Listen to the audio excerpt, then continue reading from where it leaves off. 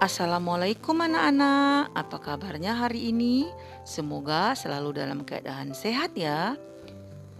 Video kita kali ini, tema 3, peduli terhadap makhluk hidup.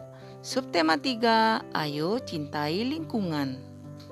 Pembelajaran 2. Bagaimana cara kita mencintai lingkungan?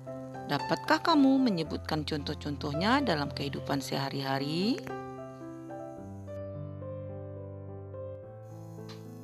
Pergi ke pasar. Pulang sekolah, Udin, Lani, dan Beni berkunjung ke pasar. Beni ingin membeli sapu ijuk titipan ibunya. Hari itu pasar terlihat ramai. Mereka masuk ke bagian dalam dan mencari penjual sapu ijuk. Tak berapa lama, Udin menutup hidungnya. Ia tak kuat menahan bau menusuk yang datang dari sampah yang berantakan di pasar. Lani dan Beni juga ikut menutup hidung mereka. Untungnya penjual ijuk segera terlihat. Mereka segera mendatangi dan membeli sapu ijuk. "Beni, ayo kita segera pergi dari sini. Aku sudah tidak tahan dengan baunya," bisik Udin. Iya Udin, ayo kita pergi," sahut Beni. "Mengapa baunya bisa seperti ini ya teman-teman?" tanya Lani. "Sepertinya keadaan ini karena banyak sekali sampah yang tidak dibuang di tempatnya, sehingga baunya busuk. Aku khawatir pembeli bisa sakit." "Wah, kalau seperti ini terus, bisa-bisa nanti terjadi banjir karena aliran air tidak lancar," keluh Udin. "Apa yang harus kita lakukan ya teman-teman?" "Salah satunya kita harus membuang sampah pada tempatnya," jawab Beni. Mereka tidak ingin hal seperti ini terjadi pada lingkungan pasar. Hari itu, Lani, Beni, dan Udin mendapat pengalaman yang berharga. Berdasarkan teks tadi, mari kita jawab pertanyaan-pertanyaan berikut ini. Pertanyaan pertama, apa ya yang terjadi di lingkungan pasar? Hal yang terjadi di lingkungan pasar adalah suasananya sangat ramai. Di lingkungan pasar banyak sampah menumpuk berserakan. Lingkungan pasar sangat kotor dan berbau. Mengapa pasar sangat bau? Karena banyak sampah yang tidak dibuang pada tempatnya, sehingga busuk dan menimbulkan bau.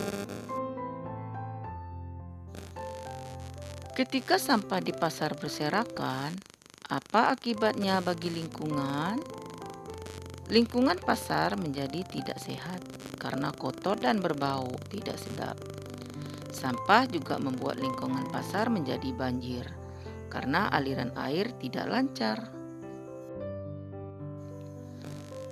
Ketika sampah di pasar berserakan, apa akibatnya bagi orang-orang di pasar?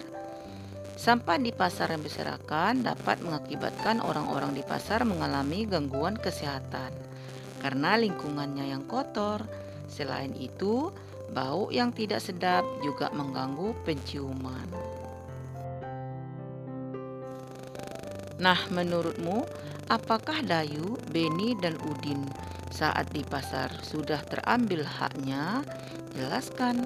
Ya, mereka terganggu haknya untuk dapat menikmati keadaan pasar yang sehat dan bersih. Hak apa yang tidak didapat oleh Lani, Beni, dan Udin ketika berada di pasar? Hak akan lingkungan yang sehat dan bersih. Menurutmu, apakah orang-orang membuang sampah sembarangan sudah mengambil hak orang lain? Iya, dengan membuang sampah secara sembarangan mengakibatkan hilangnya hak orang lain untuk menikmati lingkungan yang bersih dan sehat. Bagaimana ya sebaiknya membuang sampah di pasar? Nah, sebaiknya sampah di pasar dibuang pada tempat yang telah disediakan. Lalu bagaimana sifat positif dalam membuang sampah? Sebaiknya kita membuang sampah pada tempatnya. Dan apabila kita melihat sampah berserakan, segeralah membersihkannya. Bagaimana cara kita menjaga lingkungan? Jelaskan. Anak-anak, ini adalah contoh cara menjaga lingkungan. Pertama, membuang sampah pada tempatnya. Lalu yang kedua, menanam pohon di sekitar rumah. Yang ketiga, membersihkan halaman rumah setiap hari. Lalu yang keempat, membersihkan bak mandi seminggu 2 kali. Lalu yang kelima, membersihkan selokan dari sampah. Lalu yang keenam, memberikan perlakuan khusus kepada limbah, seperti diolah terlebih dahulu sebelum dibuang agar tidak mencemari lingkungan. Dan yang ketujuh, menggunakan barang-barang hasil industri yang ramah lingkungan.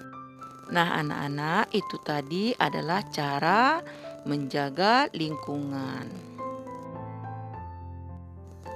Setiap orang berhak mendapatkan lingkungan yang bersih dan nyaman. Ketika kita membuang sampah sembarangan, kita sudah mengambil hak orang lain.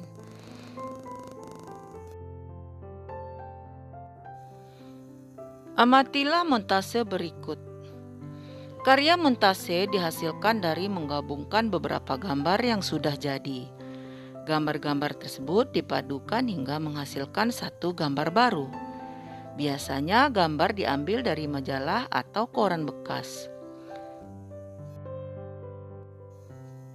Cara membuat montase: pertama alat, yaitu gunting.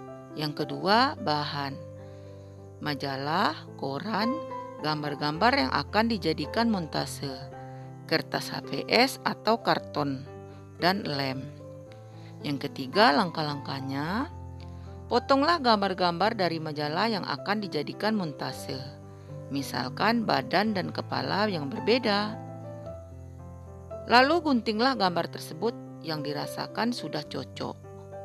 Kemudian tempelkan gambar pada buku gambar yang sudah disediakan dengan menggunakan lem. Lalu lihat hasil montase yang kamu buat.